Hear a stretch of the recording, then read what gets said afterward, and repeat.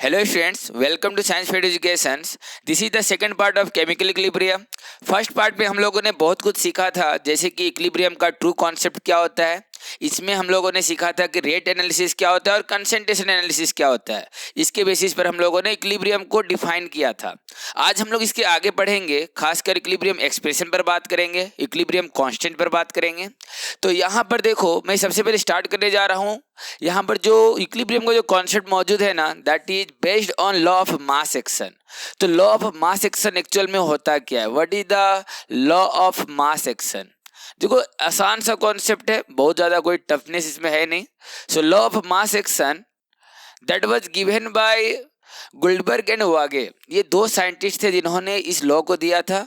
और ये बहुत ही सिंपल सा कॉन्सेप्ट है। मानकर चलो कि हमारे पास क्या है, इस तरह का कोई सिंपल सा रिएक्शन है। मानकर चलो यहाँ पर हमें एक रिएक्शन है A B B and it will give C and C. This small C represent the coefficient. जैसे कि हम लोग बैलेंस इक्वेशन करते हैं ना, तो एक नंबर अपीयर होता है। तो यहाँ पर ये सी क्या होगा, ये इक्वल टू 1 भी हो सकता है और कोई हायर नंबर भी हो सकता है। तो यहाँ पर C C plus D D. तो यहाँ पर आपको ध्यान में रखना है कि according to law of mass action में क्या बोला गया कि अगर आप यहाँ पर रेट ऑफ फॉरवर्ड दिखाना चाह रहे हो, if you want to represent the rate of forward reaction, then यहाँ पर होगा क्या, this rate of forward reaction that can be equal to, ये हो जाएगा हमारे पास क्या, that is directly proportional to what, concentration of A raise to the power what, small है। जो यहाँ पर आप देखते हो ना बैलेंस इक्वेशन में, वो स्मॉल है यहाँ पर आपको क्या दिखेगा, यहाँ पर आपको दिखेगा। और यहाँ पर क्या हो जाएगा, अगर मैं बात करूंगा बी भी है यहाँ पर, तो यहाँ हो जाएगा क्या बच्चे, यहाँ पर पावर टू बी हो जाएगा। तो ये चीज ध्यान में रखना है कि अगर मैं रेट ऑफ फॉरवर्ड रिएक्शन को दिखा रहा हूँ, तो ये क्या है, it is the product of concentration of reactants and each concentration term having powers which is equal to numerical coefficient which is present in balanced chemical equations. So this is the law of mass action और ये important concept है। Alright, similarly अगर मैं बात करता हूँ क्या rate of backward reaction के रेस्पेक्ट में, क्योंकि बैकवर्ड भी पॉसिबिलिटीज होता है यहाँ पर रिवर्सिबल टाइप रिएक्शन में। तो यहाँ पर अगर मैं क्या बात कर रहा हूँ रेट ऑफ बैकवर्ड रिएक्शन के लिए, तो रेट ऑफ बैकवर्ड रिएक्शन क्या हो जाएगा, यहाँ पर मैं लिख सकता हूँ that is concentration of C to the power में C and similarly concentration of D to the power में डी। देखो यहाँ पर एक चीज ध्यान में रखना है कि अगर आप यहाँ पर इस प्रोपोर्शनलिटी कांस्टेंट को इक्वल टू में लिखोगे, तो यहाँ पर क्या होगा, एक कांस्टेंट अपीयर होगा। सो मैं यहाँ लिख सकता हूँ क्या, rate of forward that is equal to K F and concentration of A to the power में A and concentration of B to the power में बी। मतलब ये कहना चाह रहा है कि फॉरवर्ड रिएक्शन जो है रेट उसका क्या होगा, concentration of A and B पर डिपेंड करेगा। और हर एक कंसेंट्रेशन टर्म क्या है, उसमें जो पावर आप यूज कर रहे हो, ये थियोरेटिकल एक्सप्रेशन में जो दिखता है, इसी को आपको यूज करना है। That is the law of mass action. Similarly अगर मैं बात करता हूँ किसके लिए, अगर मैं बात करता हूँ रेट ऑफ बैकवर्ड रिएक्शन के लिए, तो मैं यहाँ पर क्या लिख सकता हूँ, that is K B and concentration of C to the power C and concentration of D to the power में डी। तो ये इस तरह से हम लोग इसका एक्सप्रेशन लिख सकते हैं। खास बात क्या है कि जब आप बात करते हो इक्विलिब्रियम कंडीशन में, तो इक्विलिब्रियम कंडीशन में होता क्या, rate of forward that is equal to rate of backward, यही कंडीशन होता है। अगर मान कर चलो कि रेट ऑफ फॉरवर्ड ये हमारे पास क्या है, ये इक्वल है, दोनों rate of forward and rate of backward equal है, तो उस कंडीशन में मैं क्या कर सकता हूँ, इन दोनों को इक्वल कर सकता हूँ। जो मुझे इक्वेशन, मान लो ये इक्वेशन हमारा 1 है and this is the equation 2, तो मैं यहाँ पर क्या कर सकता हूँ, इक्वेशन एंड 1 एंड 2 को इक्वल कर सकता हूँ। और उस कंडीशन में हमें क्या मिलेगा, K F concentration of A to the power में A concentration of B to the power में B which is equal to, ये हो जाएगा हमारे पास K B concentration of C to the power में C and concentration of D to the power में D. तो ये कब हो रहा है, ये हमारे पास होगा इक्विलिब्रियम कंडीशंस में, जब rate of forward that will be equal to rate of backward reactions. अब मैं यहाँ पर क्या कर सकता हूँ, इसको मैं क्या ऐसे लिख सकता हूँ, इसे ऐसे भी लिखा जा सकता है K F by K B which is equal to concentration of C to the power में C concentration of D to the power में डी डिवाइडेड बाई में यहाँ हो जाएगा क्या, concentration of A and concentration of B. देखो यही जो रेशियो है ना, देखो ये एक पहला रेशियो था क्या, फॉरवर्ड डायरेक्शन के लिए, और के बी हमारे पास क्या है, this is the backward direction के लिए, ये कांस्टेंट है। इसी रेशियो को क्या कहते हैं, इक्विलिब्रियम कांस्टेंट कहते हैं। इसे हम क्या कर सकते हैं, इसे हम इस तरह से भी रिप्रेजेंट कर सकते हैं। हम लोग इसको क्या मान लिए, that is K equilibrium which is equal to concentration of C to the power में C, concentration of D to the power में डी, डिवाइडेड बाय में यहाँ पर क्या हो जाएगा, concentration of A to the power में A and concentration of B to the power में B. So this equilibrium constant which is equal to what, ये क्या है बच्चे, इसको ध्यान में रखना है, दिस इज नथिंग बट ए के एफ बाई के बी। इसी को हम लोग क्या बोलते हैं, इक्विलिब्रियम कांस्टेंट बोलते हैं। और यहाँ पर याद रखना है, इसका बहुत सारा पैरामीटर्स होता है। ओके तो यहाँ पर देखो, अगर आप सारे के सारे रिएक्टेंट्स को और प्रोडक्ट्स को अगर आप कंसेंट्रेशन के टर्म में रिप्रेजेंट किए हो, तो ऑफ कोर्स इस इक्विलिब्रियम कांस्टेंट को आप कैसे लिख सकते हो, आप केसी के टर्म में लिख सकते हो। ये बहुत ही इंपॉर्टेंट कॉन्सेप्ट है। हमने यहाँ पर क्या किया, देखो यहाँ पर अगर हम देखें तो प्रीवियस में देखेंगे तो सारा का सारा हमने कंसेंट्रेशन के टर्म में रखा है। ये जो स्क्वायर ब्रैकेट है ना, that is the concentration term, ये कंसेंट्रेशन को रिप्रेजेंट करता है। ठीक है, तो अगर मैंने सारे रिएक्टेंट्स को और सारे प्रोडक्ट्स को अगर कंसेंट्रेशन के टर्म में रखा है, तो यहाँ पर ये क्या हो जाएगा, ये हमारा केसी कहलाएगा, that is equilibrium constant in terms of concentration. तो ये चीज ध्यान में रखना है। और यहाँ पर हम लोग इसको फिर से वही चीज लिख सकते हैं, that is concentration of C and concentration of D. और यहाँ हो जाएगा क्या, कंसेंट्रेशन ऑफ ए और कंसेंट्रेशन ऑफ बी। आपको इसके अलावा एक चीज और ध्यान में रखना है कि अगर मान के चलो कि सारा का सारा रिएक्टेंट क्या है और प्रोडक्ट, वो मान के चलो ये गैसेस स्टेट में है। गैसेस के साथ ना कुछ खास केस होता है, जैसे कि गैस का अगर मैं अमाउंट का बात करूं तो उसका कंसेंट्रेशन क्या हम लोग मेंशन कर सकते हैं, ऑफ कोर्स मेंशन कर सकते हैं, मोल्स पर यूनिट वॉल्यूम में कितना अमाउंट ऑफ गैसेस है। और क्या हम लोग प्रेशर में मेंशन कर सकते हैं, तो प्रेशर भी मेंशन किया जा सकता है। अगर मैं बात कर लेता हूं किसके लिए, अगर मेरे पास मान के चलो ये सारे आइडियल गैस है, तो आइडियल गैस के लिए इक्वेशन क्या होता है, पी भी equal to N R T, और P इक्वल टू क्या रिप्रेजेंट कर रहा है, एन बाई वी, यहाँ पर क्या हो जाएगा, N by V R T. अब ध्यान से देखो, अगर मैं गैस के अमाउंट को प्रेशर से रिप्रेजेंट करूं तो भी चलेगा, और अगर मैं गैस के अमाउंट को कंसेंट्रेशन से रिप्रेजेंट करूं तो भी चलेगा, क्योंकि यहाँ पर फॉर्मूला में ये फिट बैठ रहा है, कोई दिक्कत नहीं है। तो यहाँ इसीलिए ना सिर्फ केसी से काम नहीं चलता है, हमें एक और इक्विलिब्रियम कांस्टेंट टर्म यूज करते हैं खासकर गैसेस सब्सटेंस के लिए, वो क्या कहलाता है, दैट इज केपी। वो क्या है, यहाँ पर कंसेंट्रेशन की जगह में हम लोग यहाँ पर क्या यूज करेंगे, प्रेशर यूज करेंगे। तो यहाँ हो जाएगा प्रेशर टू द पावर में C, pressure of C gas, and pressure of D to the power में D divided by pressure of A to the power में A and pressure of B to the power में B. ये भी हमारे पास valid expression है equilibrium के लिए, that is also equilibrium constant. हम लोग कुछ पैरामीटर्स में चलते, कुछ प्रॉपर्टीज में चलते हैं कि इस इक्विलिब्रियम कांस्टेंट का क्या क्या पैरामीटर्स है।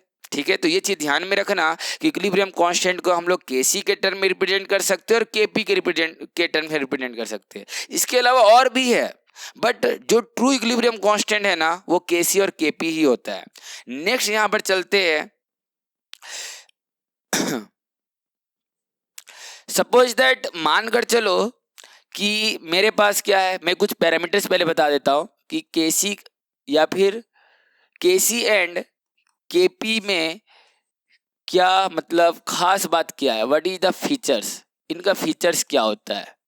देखो इनका फीचर्स क्या है, पहला अगर पॉइंट पर बात करेंगे तो ये दोनों कांस्टेंट जो होता है ये सिर्फ और सिर्फ क्या होगा, टेम्परेचर पे डिपेंड करेगा। बहुत ज़्यादा मैं अभी नहीं जा रहा हूँ, उसको तो हम लोग लास्ट में समझेंगे लीच-एटले प्रिंसिपल पर, लेकिन अभी स्टार्टिंग में सिर्फ ये क्या मैं बोल रहा हूँ, ये सिर्फ और सिर्फ टेम्परेचर पर ही डिपेंड करेगा और किसी भी फैक्टर पर डिपेंड नहीं करेगा, टेम्परेचर डिपेंडेंट होता है।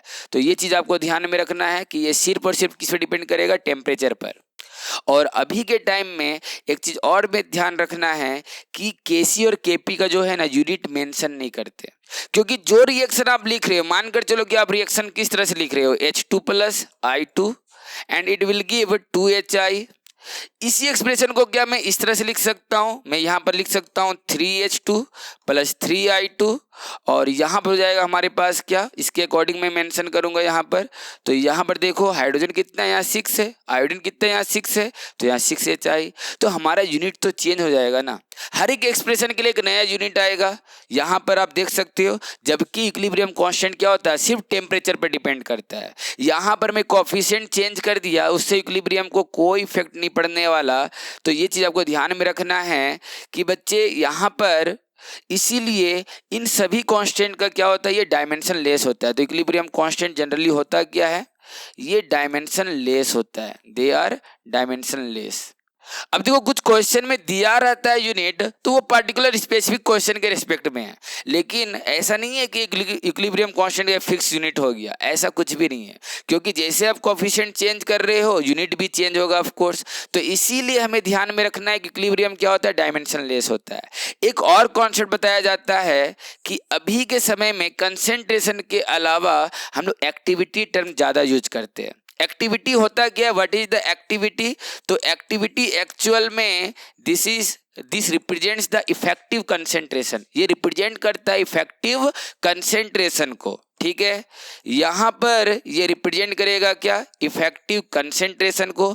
अब इफेक्टिव कंसेंट्रेशन होता क्या है, देखो बहुत ज़्यादा डिटेल्स में कब जाते हैं, जब हम लोग क्लास 12th में इलेक्ट्रोकेमिस्ट्री पढ़ते तब। लेकिन अभी मैं जस्ट एक सिंपल से एग्जांपल दे दे रहा हूँ। जैसे कि मान कर चलो हमारे पास क्या है, कॉपर सल्फेट .5H2O, ये हमारे पास क्या इनिशियल कंपाउंड है, इनिशियल रिएक्टेंट है। अब मैं यहाँ पर इसको वेट करूंगा तो ये हाइड्रेटेड फॉर्म जो है 5 मोल्स ऑफ वाटर, ये भी वेट होगा ऑफ कोर्स। और मैं कंसेंट्रेशन कैसे निकालता हूँ, कंसेंट्रेशन का फॉर्मूला तो यही होता है, मोल्स अपॉन वॉल्यूम। और मोल्स के हिसाब से देखूँ तो weight upon molar mass into volume. तो वेट तो हमारा वाटर का भी आ गया, जब मैं मेजर करूंगा वेट इसका, मैं इनिशियल अमाउंट लूंगा रिएक्शन के लिए, तो इसका भी वेट आएगा, वाटर का भी काउंट होगा। और इस हिसाब से अगर मैं वेट निकालता हूं तो उसके हिसाब से क्या होगा, फिर हमारा कंसेंट्रेशन भी निकलेगा। लेकिन जिस बीकर में आपने डाला, अगर वो यहाँ पर क्या है, वाटर यहाँ मौजूद है, एक्वा सॉल्यूशन में आप इसको क्या कर रहे हो, ऐड कर रहे हो, और अब क्या देखोगे, ये वाटर मॉलिक्यूल ये क्या हो जाएगा, ये तो सॉल्वेंट का पार्ट हो जाएगा। सो जिस हिसाब से हमने कंसेंट्रेशन मेजर किया था उस हिसाब से यहाँ पर कंसेंट्रेशन अब नहीं बनेगा, हमारा इफेक्टिव कंसेंट्रेशन में वो तो सिर्फ कॉपर सल्फेट इन्वॉल्व होगा। तो ये चीज़ आपको ध्यान में रखना है कि यहाँ पर इफेक्टिव कंसेंट्रेशन क्यों यूज कर रहे हैं, क्योंकि समटाइम्स क्या देखने को मिलता है, खासकर इस तरह के एग्जाम्पल्स में, कि जहाँ पर हम लोगों ने वेट देखा जिस हिसाब से, उस हिसाब से यहाँ पर ये वेट दिख नहीं रहा है। उसके हिसाब से अगर वेट चेंज होता है तो ऑफकोर्स कंसेंट्रेशन भी चेंज होगा। तो हमें हमेशा क्या करना होता है, इफेक्टिव कंसेंट्रेशन के टर्म में चलना होता है। और एक बात है कि जो एक्टिविटी जो होता है ये भी क्या होता है, डायमेंशन लेस होता है। एंड इसीलिए फाइनली, क्योंकि आजकल हम लोग एक्टिविटी टर्म ज़्यादा यूज करते हैं, तो यहाँ पर क्या हो गया कि इक्विलिब्रियम कांस्टेंट में कंसेंट्रेशन की जगह में क्या करेंगे, अब एक्टिविटी दिखाएंगे। मतलब activity of C to the power में C, activity of D to the power में D, इस तरह से दिखाएंगे। अगर मैं उस तरह से दिखाता हूं तो एक्टिविटी अगर डायमेंशन लेस हुआ तो इक्विलिब्रियम कांस्टेंट भी क्या हो जाएगा, डायमेंशन लेस हो जाएगा। तो ये चीज़ आपको ध्यान में रखना है कि ये दोनों जो कांस्टेंट है ये क्या है, टेम्परेचर डिपेंडेंट होता है, सिर्फ ओनली टेम्परेचर डिपेंडेंट होता है। जबकि यहाँ पर अब इसके अलावा हम लोग चलते हैं नेक्स्ट पेज में। इसके अलावा यहाँ पर देखो कैटलिस्ट का, इसमें इक्विलिब्रियम का कोई इफेक्ट नहीं होता, इक्विलिब्रियम पॉइंट पर कैटलिस्ट का कोई इफेक्ट नहीं होता, ठीक है। तो इसको तो मैं बाद में इसको एक्सप्लेन करूंगा जब कैटलिस्ट के रोल पर आऊंगा, ओके। पहले अभी एक्सप्लेन नहीं करेंगे, लेकिन इस फीचर्स को अभी यहाँ पर आप ऐड कर लेना, जितने नंबर में भी है। कितने नंबर में था ये, हमारे पास 4th नंबर में है। तो यहाँ पर आपको ध्यान में रखना है कि यहाँ पर जो कैटलिस्ट है ना, कैटलिस्ट ये इफेक्ट नहीं करता, किसे नहीं इफेक्ट करता, तो catalyst do not effect the equilibrium constant. Equilibrium constant को ये इफेक्ट नहीं कर सकता। देखो अगर इक्विलिब्रियम कांस्टेंट को, अगर मैं सिंपल एक डायग्राम से मैं समझा देता हूँ, थोड़ा सा आइडिया दे रहा हूँ, ज़्यादा डिटेल्स में नहीं जा रहा हूँ। मान के चलो मेरे पास एक रिएक्शन है, ठीक है। इक्विलिब्रियम यहाँ पर क्या, ये मान के चलो पोटेंशियल एनर्जी डायग्राम है, ये हमारे पास पोटेंशियल एनर्जी का एक्सिस है, और ये हमारे पास क्या रिएक्शन कोऑर्डिनेट्स है। रिएक्शन कोऑर्डिनेट्स बताता है आपको क्या, कि किस तरह से रिएक्शन प्रोसीड कर रहा है। हमारा इनिशियल रिएक्टेंट R है, और ये क्या दे रहा है, कुछ अमाउंट ऑफ एनर्जी आपको सप्लाई करना होता है, थ्रेशोल्ड एनर्जी तक पहुंचाने के लिए, तो उसे हम लोग कहते हैं क्या है, दैट इज एक्टिवेशन एनर्जी। ठीक है, कोई भी बहुत सारा रिएक्शन है जहां पर आपको क्या करना होता है, मैक्सिमम रिएक्शन में कुछ ना कुछ बाहर से एनर्जी देना होता है, और उसके बाद वो क्या होता है, एक पार्टिकुलर एनर्जी लेवल में पहुंचकर इफेक्टिव कोलाइड करता है, तो उससे हमें क्या मिलता है, प्रोडक्ट मिलता है। अब यहाँ पर देखो, ये एक पाथ को रिप्रेजेंट कर रहा है, एक रूट को रिप्रेजेंट कर रहा है, जहां से ये रिएक्टेंट क्या हो रहा है, प्रोडक्ट में चेंज हो रहा है। और ये जो हायर एनर्जी आप देख रहे हो, ये जो आप ये एनर्जी लेवल देख रहे हो, इसे हम लोग कहते हैं क्या, थ्रेशोल्ड एनर्जी। थ्रेशोल्ड एनर्जी मतलब एक मिनिमम एनर्जी चाहिए होता है जिसमें रिएक्टेंट प्रोडक्ट में चेंज होता है। ठीक है, इनिशियली रिएक्टेंट का कुछ ना कुछ एनर्जी तो होगा, उसका खुद का पोटेंशियल एनर्जी और काइनेटिक एनर्जी तो होगा ही। ठीक है, तो इसलिए मैंने थोड़ा इसको ऊपर रखा है, ये नहीं कि जीरो से स्टार्ट करना है, तो ये चीज ध्यान में रखना है। अब यहाँ पर थ्रेशोल्ड एनर्जी तक पहुंचाने के लिए जो एनर्जी आप सप्लाई करते हो उसे कहते हैं क्या, एक्टिवेशन एनर्जी। कैटलिस्ट करता क्या जानते हो, जैसे ही आप कैटलिस्ट डालते हो, वो जो थ्रेशोल्ड एनर्जी चाहिए था ना, उसे ही कम कर देता है, उसे क्या कर देता है, उसे लेस करके वो यहाँ पहुंचा देता है। अब थ्रेशोल्ड एनर्जी कितना चाहिए, कम चाहिए। अगर ये कम चाहिए और ये रिएक्शन किस तरह से, ये रिएक्शन बाई डायरेक्शनल है, तो जिस अमाउंट में, जिस एक्सटेंट में डिक्रीज किया है, क्या ये सिर्फ रिएक्टेंट के लिए डिक्रीज किया है, नहीं, ये जो डिक्रीज हुआ है इतना एनर्जी, ये रिएक्टेंट और प्रोडक्ट दोनों के लिए तो ये हुआ है, डिक्रीज हुआ है। तो ये चीज आपको ध्यान में रखना है कि कैटलिस्ट कभी भी है ना, इक्विलिब्रियम कांस्टेंट को, जो के इक्विलिब्रियम है, उससे इफेक्ट नहीं कर सकता। वो सिर्फ क्या करता है, रिएक्शन के रेट को इन्फ्लुएंस कर देता है, मतलब फास्ट कर देता है। और कैसे करता है, क्योंकि जितना अमाउंट ऑफ एनर्जी चाहिए था, थ्रेशोल्ड एनर्जी जितना चाहिए था पहले, और अब जितना चाहिए उसमें काफी डिफरेंस मिलेगा। और ये डिफरेंस सिर्फ रिएक्टेंट के लिए नहीं, अगर रिएक्टेंट इसी पाथ से जा रहा है प्रोडक्ट तक, और प्रोडक्ट भी क्या होगा, इसी पाथ से वापस आएगा रिएक्टेंट तक, पाथ तो हमारा सेम है। और अभी ये ऊपर से नहीं जाएगा क्योंकि ये कैटलिस्ट हम डाल रखे हैं, तो इसकी एनर्जी क्या हो गया, थोड़ा सा कम हो गया। तो ये हमारा क्या है, ये अनकैटलाइज्ड के लिए, ये कर्व जो है हमारा अनकैटलाइज्ड के लिए है, जबकि ये क्या है बच्चे, ये हमारा कैटलाइज्ड के लिए। तो ये चीज आपको समझना है कि किस तरह से एनर्जी डिक्रीज हुआ, और ये डिक्रीमेंट जो हुआ वो दोनों के लिए हुआ, रिएक्टेंट के लिए भी हुआ और प्रोडक्ट के लिए भी हुआ। तो ये चीज आपको ध्यान में रखने हैं। ठीक है, तो इस तरह से कैटलिस्ट क्या होता है, ये कभी भी इक्विलिब्रियम कांस्टेंट को इफेक्ट नहीं करता। क्यों भाई, क्योंकि के इक्विलिब्रियम, अभी जस्ट हमने ये किया ना कि यहाँ पर ये क्या होता है, K F by K B के बराबर होता है। तो के एफ जितना यहाँ पर क्या हुआ, मतलब फॉरवर्ड डायरेक्शन में जो रेट कांस्टेंट था, जितना इफेक्ट होगा उतना ही क्या होगा, बैकवर्ड डायरेक्शन का होगा रेट इफेक्ट। तो यहाँ पर जो के एफ और के बी जो है, जो ये रेट कांस्टेंट है, ये क्या हो जाएगा हमारे पास इस तरह से, ये जो फॉरवर्ड डायरेक्शन के लिए था और बैकवर्ड डायरेक्शन के लिए था, ये भी हमारा उसी एक्सटेंट में चेंज होगा, सेम एक्सटेंट में चेंज होगा फॉरवर्ड और बैकवर्ड के लिए। इसीलिए क्या होता है, यहाँ पर कैटलिस्ट इक्विलिब्रियम पॉइंट को इफेक्ट नहीं करता है। तो ये चीज आपको ध्यान में रखना है। नेक्स्ट यहाँ पर हम लोग आते हैं कि क्या इक्विलिब्रियम एक्सप्रेशन क्या क्या हो सकता है। तो एक्सप्रेशन पर बात करेंगे, एक्सप्रेशन ऑफ के इक्विलिब्रियम। तो देखो यहाँ पर के इक्विलिब्रियम के एक्सप्रेशन पर जब हम लोग बात करते हैं, तो जनरली हमारे पास मेनली तो पहले तो होता है KC, that is in terms of concentration. Concentration के लिए हम लोग क्या यूज करते हैं, अगर आप सभी रिएक्टेंट को, अगर आप रिएक्टेंट प्रोडक्ट के अमाउंट को कंसेंट्रेशन के हिसाब से रिप्रेजेंट कर रहे हो, तो उसके लिए इक्विलिब्रियम कांस्टेंट क्या होगा, केसी होगा, नो डाउट। अगर मैं बात करता हूं उसके प्रेशर के हिसाब से बात करूं, तो इसके लिए इक्विलिब्रियम कांस्टेंट क्या होगा, उसके लिए हो जाएगा यहाँ पर केपी, ये इन टर्म्स ऑफ प्रेशर है। और याद रखना इसके अलावा दो और है, वो बहुत ज़्यादा यूज नहीं होता, लेकिन बहुत जगह में अगर क्वेश्चन के फॉर्मेट में पूछ दे तो आपको पता होना चाहिए, आपके आईआईटी के लिए बहुत ज़्यादा इंपॉर्टेंट है। ठीक है, तो इसके अलावा हमारे पास और दो होता है, वो क्या होगा, वो हो जाएगा के एक्स एंड एक और होगा दैट इज कॉल्ड के एन। अब ये दोनों क्या है, ये इन टर्म्स ऑफ मोल फ्रैक्शन है। आपको पता होगा मोल फ्रैक्शन भी क्या होता है, एक तरह का कंसेंट्रेशन टर्म होता है, और ये क्या है, ये एक तरह से इन टर्म्स ऑफ मोल्स के रेस्पेक्ट में।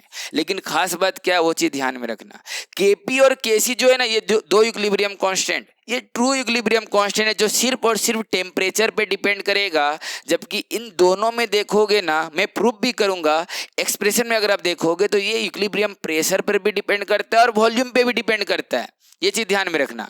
जबकि केपी और केसी सिर्फ और सिर्फ इक्विलिब्रियम टेम्परेचर पे डिपेंड करता है। तो अगर आपको पूछ दे कि केपी और केसी क्या वॉल्यूम पे डिपेंड करेगा, इक्विलिब्रियम वॉल्यूम पे डिपेंड करेगा, इक्विलिब्रियम प्रेशर पे डिपेंड करेगा, आंसर होगा नहीं, ये सिर्फ और सिर्फ किस पे डिपेंड करेगा, टेम्परेचर पे डिपेंड करेगा।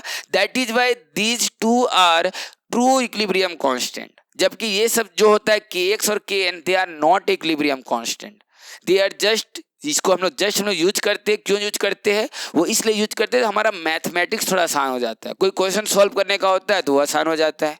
तो ये चीज़ ध्यान में रखना है कि हमारे पास इन चारों में डिफरेंस क्या है, ठीक है ना। kx और kn क्या है, अगर आप सभी रिएक्टेंट और प्रोडक्ट को मोल फ्रैक्शन के टर्म में रिप्रेजेंट कर रहे हो तो उसके लिए जो इक्विलिब्रियम कांस्टेंट, मतलब एक तरह से ये कांस्टेंट जो आएगा वो क्या आएगा, mole fraction. But this is not a true equilibrium constant. Okay, true तो ये दोनों ही है। नेक्स्ट यहाँ पर हम लोग बात करेंगे, यहाँ पर क्या, जैसे कि हम लोग रिलेशन पर बात करेंगे, क्योंकि रिलेशन हमें सीखना होता है किसके बीच में। So relation between KP and KC, KP and KC पर रिलेशन आपको बहुत ज़्यादा पूछा जाता है और आपको हर जगह यूज करने के लिए, मतलब बहुत सारे न्यूमेरिकल्स में आपको यूज करना पड़ेगा। तो यहाँ पर मान लो कि एक हाइपोथेटिकल रिएक्शन ले लेता हूँ मैं, ठीक है। जैसे कि हमारे पास इस तरह का एक हाइपोथेटिकल रिएक्शन है जिसमें हमें मिल क्या रहा है, एक सी अमाउंट में ये हमारे पास मिल रहा है, सी एंड डी मिल रहा है। यहाँ पर मान लो कि ये सारा का सारा क्या है, ये गैसेस स्टेट में है, ये सारा का क्या है, गैसेस स्टेट में। और गैसेस स्टेट में होने पर मैं इसके अमाउंट को प्रेशर से भी रिप्रेजेंट कर सकता हूँ और कंसंट्रेशन के हिसाब से भी रिप्रेजेंट कर सकता हूँ। अगर मैं यहाँ पर क्या करूँ, अगर मैं इसके अमाउंट को केसी के टर्म में रिप्रेजेंट कर रहा हूँ, मतलब कंसंट्रेशन के टर्म में रिप्रेजेंट कर रहा हूँ, तो मैं कैसे लिखूंगा, concentration of C to the power में C, concentration of D to the power में डी, डिवाइडेड बाय में concentration of A to the power में A and concentration of B to the power में बी। सिमिलरली अगर मैं बात करता हूँ क्या, यहाँ पर मैं इसे केपी के टर्म में अगर लिखता हूँ तो केपी के टर्म में क्या हो जाएगा, यहाँ पर हो जाएगा प्रेशर ऑफ सी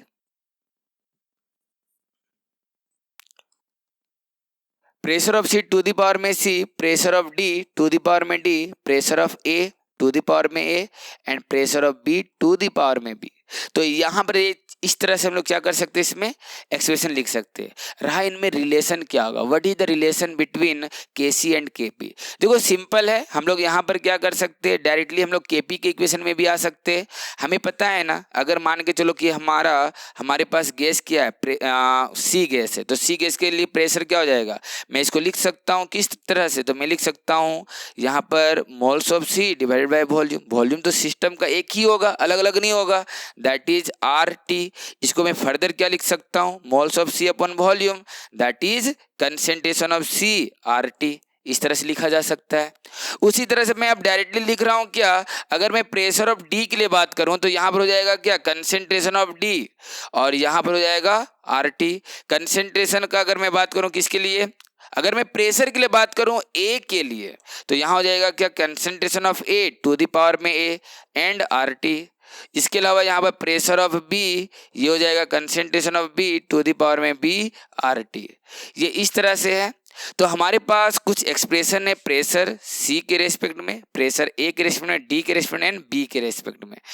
नेक्स्ट यहाँ पर अगर मैं उसको क्या करता हूँ, इन सभी एक्सप्रेशन को, अब देखो यहाँ पर जितना भी मैंने प्रेशर वाला एक्सप्रेशन लिखा है ना, इसे मैं इस इक्वेशन में पुट करता हूँ। ये मेरा इक्वेशन मान लो क्या है, ये इक्वेशन मेरा 2 है। तो इस इक्वेशन में अगर मैं पुट करूँ तो यहाँ पर होगा क्या, हमारे पास हो जाएगा केपी, और यहाँ पर क्या था, प्रेशर ऑफ सी था, उस जगह में हम लोग कर सकते हैं क्या, concentration of C R T to the power में सी, और यहाँ पर हो जाएगा क्या, concentration of D R T to the power में डी, डिवाइडेड बाय में हो जाएगा क्या, concentration of A R T to the power में A and concentration of B R T to the power में बी। तो ये चीज हमें ध्यान में रखना है। अब देखो यहाँ पर कंसंट्रेशन ऑफ सी है, कंसंट्रेशन ऑफ डी है, इस तरह से। तो हम लोग यहाँ पर क्या लिख सकते हैं, इसको मैं साइड कर देता हूँ, एक साइड। तो concentration of C to the power में सी, यहाँ पर हो जाएगा क्या, concentration of D to the power में डी, डिवाइड बाय में हो जाएगा concentration of A to the power में ए और concentration of B to the power में बी। यहाँ हो जाएगा आर टी, और यहाँ पर हो जाएगा सी प्लस डी, और अब देखो नीचे में क्या आएगा, ए प्लस बी, क्योंकि पावर क्या, आर टी का ही तो पावर है, तो ए प्लस बी प्लस हो जाएगा। और उसे अगर मैं क्या करूं, न्यूमरेटर में ले जाऊं तो ये हो जाएगा हमारे पास क्या, ए प्लस बी। आपको ध्यान में रखना है ये जो C plus D minus A plus B है ना, this is the change in moles, क्योंकि बैलेंस केमिकल इक्वेशन के अकॉर्डिंग चलेंगे तो वो क्या होगा, प्रोडक्ट का मोल्स माइनस रिएक्टेंट का मोल्स। तो यहाँ हो जाएगा क्या, Kp इक्वल टू, इस पूरे टर्म को हम लोग क्या लिख सकते हैं, Kc। आप देख लो यहाँ पर ये जो टर्म है ये किसके बराबर है, Kc के बराबर ही तो है। तो यहाँ पर मैं क्या कर सकता हूँ, यहाँ पर मैं इसे लिख सकता हूँ Kc। अगर मैं इसे Kc लिख दिया तो यहाँ पर क्या बच रहा है, Rt, और यहाँ हो जाएगा क्या, डेल्टा Ng। और डेल्टा Ng यहाँ पर क्या है, this is the summation of moles of product minus summation of moles of reactant. तो जो यहाँ पर बैलेंस केमिकल इक्वेशन में दिखेगा ना नंबर, बस उसी को डिफरेंस करना है, समझे।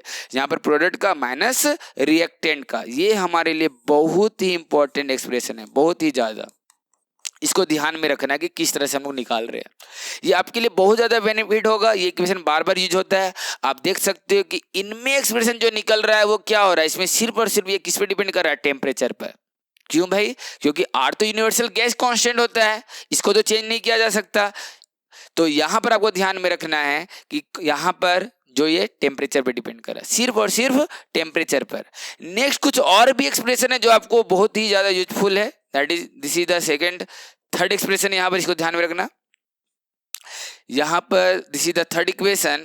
नेक्स्ट हम लोग आते हैं, अगर मुझे क्या करना है, मुझे रिलेशन निकालना है किसके किसके बीच में, Kc एंड Kn के बीच में। अगर मैं इनमें रिलेशन निकालना चाहता हूं तो क्या करना होगा भाई, सिंपल सा बात है। सबसे पहले देखो Kc इक्वल टू क्या होगा, Kc equal to concentration of C to the power में C एंड यहाँ पर कंसेंट्रेशन टर्म में दिखा देता हूँ, concentration of C to the power में C, concentration of D to the power में D, and this is the concentration of A and concentration of B। ये हो गया हमारा Kc के लिए इनिशियल इक्वेशन जो हमने माना था, A B उस तरह से। यहाँ पर नेक्स्ट अगर मैं Kn के रिस्पेक्ट में चलूँ तो Kn क्या होता है, Kn क्या हो सकता है, मुझे सभी का मोल्स दिखाना होगा मोल्स के टर्म में। तो यहाँ हो जाएगा हमारे पास moles of C to the power में C, यहाँ हो जाएगा moles of D to the power में D, and moles of A to the power में A and moles of B to the power में B। अब देखो जितने जगह भी कंसेंट्रेशन है, कंसेंट्रेशन फॉर्मूला क्या होता है, हम लिख सकते हैं कंसेंट्रेशन अगर मुझे C का चाहिए तो ये हो जाएगा मोल्स ऑफ C अपॉन में V। यहाँ पर हम लोग लिख सकते हैं, मैं इसे क्या कर सकता हूँ, यहाँ पर मैं पुट कर सकता हूँ। तो अगर इसी तरह से मैं बाकी का भी लिख सकता हूँ, that is concentration of D to the, यहाँ पर क्या हो जाएगा ND अपॉन में V, यहाँ पर D का कंसेंट्रेशन हो जाएगा। उसी तरह से हमारे पास क्या हो जाएगा, A के लिए अगर मैं बात करता हूं तो concentration of A that is the moles of A upon में V, इस तरह से, and concentration of B that will B moles of B upon में वॉल्यूम। वॉल्यूम तो सेम होगा ना, क्लोज सिस्टम में तो इक्विलिब्रियम स्टैब्लिश होता है, तो ये चीज ध्यान में रखना है। तो यहाँ पर हमारे पास क्या हो जाएगा, इसको इन सभी इक्वेशन को इक्वेशन इसमें पुट कर देना है, तो हमें मिलेगा क्या, Kc इक्वल टू, मैं एक बार में लिख दे रहा हूँ, बाकी आपको तो आइडिया पता है। यहाँ पर मैं लिख सकता हूँ Nc, यहाँ हो जाएगा क्या Nd अपॉन में Na, और यहाँ हो जाएगा क्या Nb। जो यहाँ पर क्या है पावर में, यहाँ आ जाएगा C, यहाँ आ जाएगा D, यहाँ small a and small b। बाकी यहाँ पर क्या हो जाएगा 1/v, क्योंकि सभी का क्या हो जाएगा यहाँ पर C plus D and minus में हो जाएगा a प्लस b, इस तरह से आएगा। आप देख सकते हो, बाकी आपको आइडिया पता है कि मैं किस तरह से कर रहा हूँ, कुछ नहीं किया, बस सारा यहाँ पर कैलकुलेट करके अरेंज करके आपको यही मिलेगा। मैं इस पूरे टर्म को क्या लिख सकता हूँ, मैं इसको लिख सकता हूँ that is equal to Kn, और यहाँ पर क्या हो जाएगा 1/v, यहाँ पर हो जाएगा that is to the power में डेल्टा Ng। तो ये देखो ये एक हमारे पास एक्सप्रेशन निकल गया, Kc equal to what, Kn 1/v delta Ng। Same as आप यहाँ पर किसके बीच में निकाल सकते हो, Kc और Kn हो गया, हम लोग यहाँ पर निकाल सकते हैं Kp एंड Kn के बीच में रिलेशन निकाल सकते हैं। तो यहाँ पर क्या हो जाएगा Kp एंड Kn के बीच में, बस वापस से Kp का एक्सप्रेशन लिखो। Kp का एक्सप्रेशन लिखते हो तो यहाँ पर हो जाएगा हमारे पास pressure of C to the power में C, pressure of D to the power में D, pressure of A to the power में A, pressure of B to the power में B, और यहाँ पर हमारे पास Kn जैसे लिखा था मैंने, यहाँ हो जाएगा क्या, यहाँ हो जाएगा moles of C to the power में C, मोल्स ऑफ D यहाँ पर टू द पावर में D, moles of A to the power में A and moles of B to the power में बी। अब यहाँ पर देखो, अगर मैं इन दोनों में रिलेशन लिखना चाहता हूँ, मुझे केपी और के एन में रिलेशन चाहिए, तो मुझे पता है ना कि प्रेशर इक्वल टू क्या होता है। मैं इसको डायरेक्टली लिख रहा हूँ, आइडियल गैस के लिए अगर मैं मान लेता हूँ तो मोल्स अपॉन वॉल्यूम, यहाँ हो जाता है आरटी। मैं इन सभी को जो जहाँ जहाँ प्रेशर है, अगर मैं उसमें अप्लाई कर दूँ इस इक्वेशन को, तो हमें क्या मिलेगा, हमें मिल जाएगा यहाँ पर मोल्स ऑफ सी अपन में V R T to the power में, यहाँ पर सी हो जाएगा। प्रेशर ऑफ डी के जगह में कर दूं तो यहाँ हो जाएगा मोल्स ऑफ वाट, यहाँ हो जाएगा D, this is the D. तो इस जगह में ध्यान में रखना है, that is the moles of D upon में volume R T to the power में डी। उसी तरह से डिवीजन में आ जाएगा हमारे पास मोल्स ऑफ ए अपन में V R T to the power में ए और moles of B V R T to the power में यहाँ पर हो जाएगा बी। अब हम लोग क्या करेंगे, इसमें हम लोग कुछ अरेंज कर सकते हैं फाइनल रिजल्ट निकालने के लिए। तो हमारे पास हो जाएगा क्या, K P equal to N C by V N D by V. तो मैं क्या इसको इस तरह से लिख सकता हूँ, क्योंकि के पी और के एन में रिलेशन निकालना है, तो सारे एन सी वाले टर्म को एक जगह लेकर आ गया। तो यहाँ पर हो जाएगा क्या, हमारे पास N C into N D, यहाँ पर पावर में सी पावर में डी अपन में एन ए पावर में ए और यहाँ पर एन बी पावर में बी। यहाँ हो जाएगा हमारे पास क्या, आर टी अपन में वी, यहाँ हो जाएगा हमारे पास सी प्लस डी और माइनस में ए प्लस बी। तो ये इक्वेशन आ जाएगा। के पी इक्वल टू यहाँ हो जाएगा क्या, के एन, यहाँ हो जाएगा R T divided by V और यहाँ हो जाएगा क्या बच्चे, डेल्टा एन जी। ये बहुत ही इंपॉर्टेंट रिलेशन है और ये चीज़ हमें जानना चाहिए। इसके अलावा देखो, इसका एक और फॉर्मेट लिखा जाता है, हमें पता है ना, हमें क्या पता है, ये रफली मैं बता दे रहा हूँ। यहाँ पर मान के चलो मैं इस कलर से बता रहा हूँ, ठीक है। तो आपको ध्यान में रखना है कि हमें पता होता है पी वी इक्वल टू क्या होता है, एन आर टी, और यहाँ पर हम लोग क्या लिख सकते हैं, आर टी बाई वी अगर मैं कर लूँ तो R T by V equal to क्या लिखा जा सकता है, तो P by R T by V equal to P by N, ये लिखा जा सकता है। तो जहाँ आर टी बाई वी है उस जगह मैं क्या करता हूँ ना, थोड़ा सा चेंजिंग कर रहा हूँ, ठीक है। तो यहाँ पर हो जाएगा हमारे पास क्या, यहाँ पर हो जाएगा के पी इक्वल टू के एन, आर टी के जगह में आर टी बाई वी के जगह में मैं लिख सकता हूँ टोटल प्रेशर अपॉन में total moles to the power में डेल्टा एन जी, ये भी लिखा जा सकता है। Total moles what, this is the at equilibrium, at equilibrium में कितना है टोटल मोल्स, एट इक्विलिब्रियम में कितना है टोटल प्रेशर, ये चीज देखना है। तो ये हमारा क्या हो जाएगा, ये नेक्स्ट एक्सप्रेशन ऐसे भी लिखा जा सकता है। सारा एक्सप्रेशन आप आसानी से निकाल सकते हो, ये कोई इसमें कुछ टफनेस है नहीं, ठीक है। तो ये चीज आपको ध्यान में रखना है। तो हम लोगों ने कितना एक्सप्रेशन निकाला आप देख सकते हो। स्टार्ट हम लोगों ने किया कहाँ से, पहला एक्सप्रेशन जो निकाला, समराइज कर रहा हूँ, जैसे के पी इक्वल टू कितना क्या निकाला, K C R T to the power में डेल्टा एन जी, ठीक है, ये पहला एक्सप्रेशन निकाला। दूसरा एक्सप्रेशन हम लोगों ने कहाँ निकाला देख लो, यहाँ पर दिस इज द के सी एंड के एन, यहाँ पर क्या निकला हमारे पास, के सी इक्वल टू के एन, यहाँ हो जा रहा है 1/v डेल्टा एन जी। इसके अलावा यहाँ पर थर्ड एक्सप्रेशन क्या निकाला हमने, केपी के लिए निकाला, केपी के एन के साथ निकाला, क्या था हमारे पास आर टी बाई वी और यहाँ पर हो जा रहा था डेल्टा एन जी।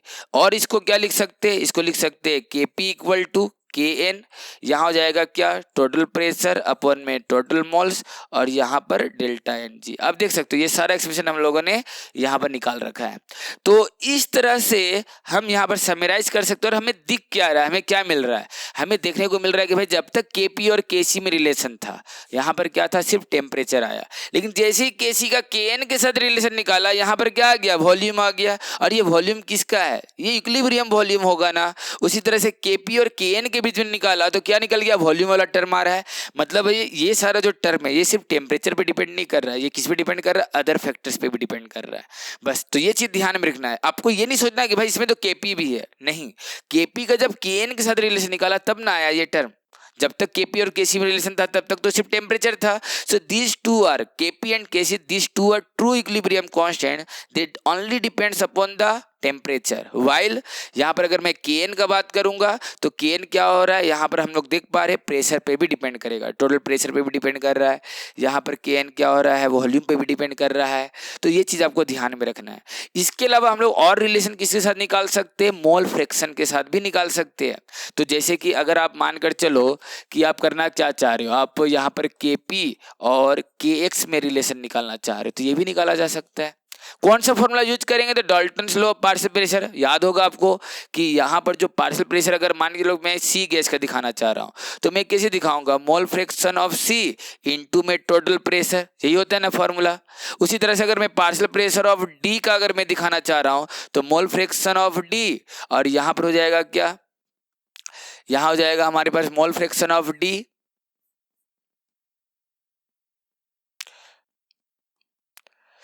इनटू में यहाँ पर हो जाएगा हमारे पास total pressure, partial pressure of A. तो मैं डायरेक्टली बता रहा हूँ ना, अगर मान के चलो मैं लिखना क्या चाह रहा हूँ, मैं Kp को इस तरह से दिखाना चाह रहा हूँ तो मैं Kp की जगह में क्या लिख सकता हूँ, यहाँ हो जाएगा हमारे पास Kp, प्रेशर ऑफ सी होता है, प्रेशर ऑफ डी होता है अपॉन प्रेशर ऑफ ए, और फिर आकर प्रेशर ऑफ बी।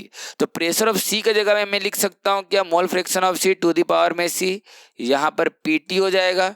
और एक साथ लिखूंगा ना, सभी को यहाँ पर क्या करना है, एक साथ लिखना है, तो यहाँ पर पावर में सी हो जाएगा। उसी तरह से यहाँ पर मोल फ्रैक्शन ऑफ डी, यहाँ हो जाएगा Pt टू द पावर में यहाँ हो जाएगा डी, और यहाँ पर हो जाएगा हमारे पास मोल फ्रैक्शन ऑफ ए, यहाँ पर total pressure to the power में A, and mole fraction of B, यहाँ पर हो जाएगा Pt टू द पावर में बी। अब देख सकते हो अगर मैं इन सभी को मिला दूं तो यहाँ पर क्या हो जाएगा, x का पावर पे c टू द पावर में c जाएगा। तो मैं उसको जितना अगर मैं मोल फ्रैक्शन के टर्म में लिखता हूँ, यहाँ पर हो जाएगा x टू द पावर यहाँ पर c, यहाँ हो जाएगा xd टू द पावर में d, यहाँ हो जाएगा xa टू द पावर में a and xb to the power में b, और यहाँ हो जाएगा क्या, pt टू द पावर में डेल्टा एन जी, डायरेक्टली लिख दे रहा हूँ, that is C plus D minus A plus B. तो हम लोग यहाँ पर क्या देख रहे हैं, Kp और Kx में भी रिलेशन निकाला जा सकता है, Kp इक्वल टू Kx, और यहाँ पर टोटल प्रेशर डेल्टा Ng आ जा रहा है। तो यहाँ पर हम लोग क्या कर सकते हैं, हम लोग एक तरह से फिफ्थ इक्वेशन निकाल सकते हैं क्या, ये तो और में था, एक फिफ्थ इक्वेशन निकाल सकते हैं, Kp equal to Kx total pressure delta Ng। देखो इस रेशियो को हम लोग क्या बोलेंगे, Kx ही बोलेंगे ना। तो इस तरह से हम लोगों ने क्या किया, that is the constant in terms of mole fraction. तो इस तरह से हम लोगों ने रिलेशन निकाला। इसके अलावा हम लोग जैसे Kp Kx में किया तो यहाँ पर Kc और Kx में भी निकाला जा सकता है। कंसेंट्रेशन के टर्म Kc को Kx के साथ रिलेशन में डिराइव किया जा सकता है। तो इस तरह से हम लोग सारा रिलेशन आसानी से डिराइव कर सकते हैं। अब देखो ये सारा डेरिवेशन आपको सीखना है, याद रखना है, क्योंकि हमें इसका यूज भी पता होना चाहिए। इसका बहुत ज़्यादा यूज है बच्चे, ठीक है, तो इसको ध्यान में रखना है।